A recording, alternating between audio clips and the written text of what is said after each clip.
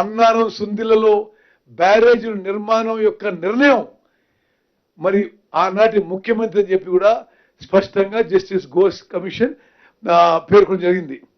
అదేవిధంగా ఆ ప్రభుత్వమే ఒక రిటైర్డ్ ఇంజనీర్స్ కమిటీ వేసింది.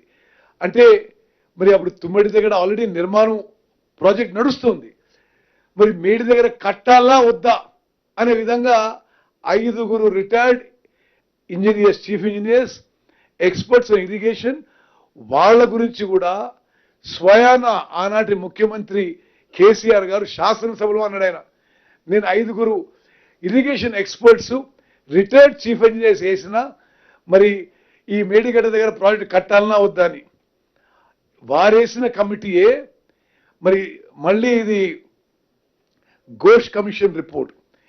Expert committee had extensively studied the merits and demerits of the barrage being constructed at Tummadiyetti and at Medigadda and concluded that the construction of barrage at Medigadda is not advisable and also not economical. On the other hand, the expert committee recommended to construct barrage at Vemanapalli on Pranati River, which is quite close to Tummadiyetti. So the expert committee appointed by the KCR government, వాళ్ళే మేడిగడ్డ దగ్గర కట్టొద్దు, ఇక్కడ పైసలు వృధా అవుతాయి, ఇది not economical, not viable అని చెప్పి స్పష్టంగా తెలియజేయడం జరిగింది. నెక్స్ట్,